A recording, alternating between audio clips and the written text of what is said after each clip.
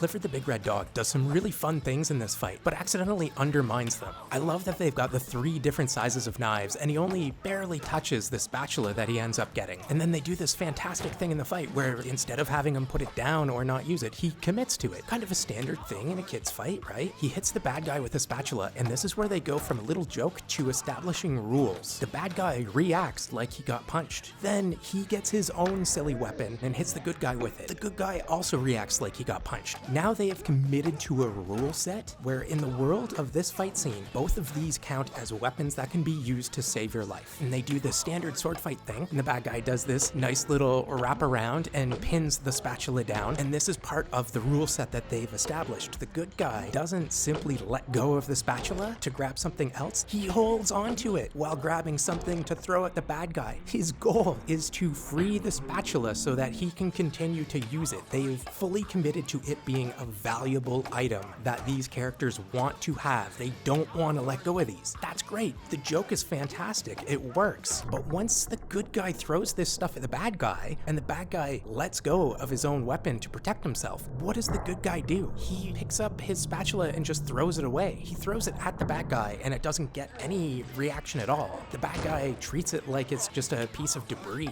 But what really happened was the bad guy pinned the good guy's weapon. The good guy tried to free it. He did, and disarmed the bad guy. He should have grabbed the bad guy's weapon and maybe hit him with both at the same time, or at least flung that away and used the spatula. He needed to still use the spatula because he just refused to let go of it in order to grab something and try to free it, and he succeeded. With that success came no use of it. So they committed to the joke of him picking up the spatula instead of the knife. Spatula City! Spatula City! Cool. They committed to the rule set that the silly weapons are legitimate weapons. I love it. They escalated it by having the silly weapon being pinned a situation of desperation where the good guy has to somehow get the silly weapon back. Joke, commitment to rules, escalation, and then once the good guy succeeds, he undermines it by throwing it away as though it's nothing. They don't have to use the spatula for the rest of the fight, but they do have to keep going with this idea that the good guy and the bad guy both see it as a legitimate threat. It's too valuable to throw away. And if anything, throwing it at the bad guy would pick it up off the floor and be like, haha, now I've got it. So by having that little throw, they have undermined everything they just did in this sequence. Now this entire section has gone from seeming like something silly Spatula City! Spatula City! to seeming like something stupid.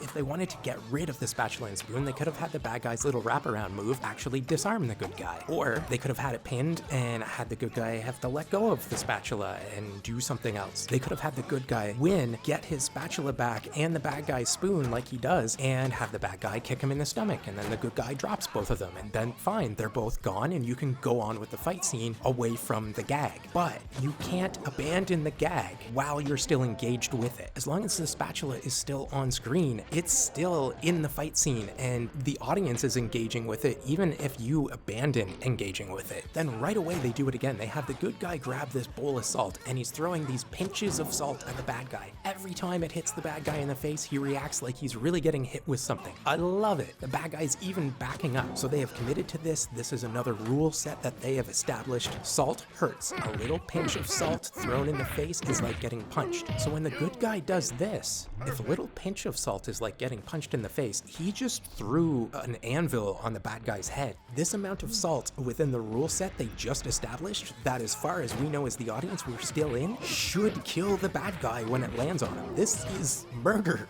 So they used salt as a weapon and it was a good gag. Then they completely undermined that entire sequence by having it be okay and not have consequences when he threw the entire bowl of it on the bad guy. Be careful, because when you introduce a silly weapon like this, it's nothing more than a gag when you first show it. Once you commit to it, you've created a rule set. And even when you want to stop using that silly weapon, you have to do it within the logic of that rule set before you move on. Because throwing that spatula at the bad guy should have really affected him and hurt him. That's like having a baseball bat thrown at you. But since it did nothing, now that entire section seems like like it was for nothing. Now it seems like the characters were just stupid instead of actually trying to protect themselves, or in the case of the bad guy, sincerely trying to get the good guy. And the last thing you want to do is undermine the sincerity of the villain. The bad guy is a threat, and that threat has to be sincere. As soon as the spatula doesn't hurt the bad guy anymore, as soon as the salt doesn't actually murder him by having that much touch him all at once, you've taken away the sincerity of the bad guy, and it seems like he must never have actually been committed to getting the good guy in the first place. And that means that there were no stakes, and the person we were cheering for was never actually in danger. We as the audience want to go along with the joke. We don't want you to do a joke and then say, you're a bunch of idiots. You lose, Arn.